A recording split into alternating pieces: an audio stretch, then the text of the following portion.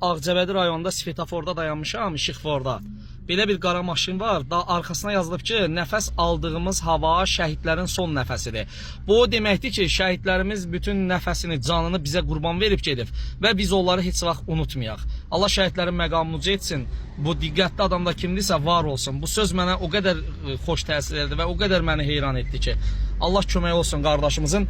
Çalışacağam ki, qardaşımızı maşınını saxlayım, tanıyaq o gözəl qardaşı, o gözəl sözləri kim yazıb ora. İlk dəfə də o sözlə tanış oluram. İnşallah özümə borc bilirəm ki, bax, işıq verirəm, görüm saxlasa saxlayacaq. Siqnal verdim. Bir dənə baxaq görək, bu gözəl qardaşımız kimdir? Saxladı maşını. Maşını saxladı. Qardaş, xoş gördük. Maşında təksən. Səni verənə şükür, qardaş. Mən o sözü oxudum, çox duyğulandım. Bir bloger kimi istədim səni çəkək. Adın nədir, qardaş? Allah yer. Harada yaşayırsan? Bakıda yaşayırsan, özün haralısan? İmişlidən. Allah səni var eləsin, qardaş. Səhifəmizi izləyərsən, dəyanət uğur.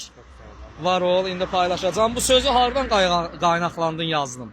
Özüm hərbiçiyəm. Hərbiçisən. Allah səni qorusun. Vətən müharibəsinin iştirakçısan. Yanında şəhidlərimiz olub yəqin ki. Can qardaşım. O sənin qəlbindən gələn sözlər.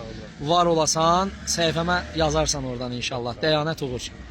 Deməli, tanıyın bu qardaşımızı. Bax, belə də bir söz yazıb. Təkrar edirəm. Nəfəs aldığımız hava şəhidlərin son nəfəsidir.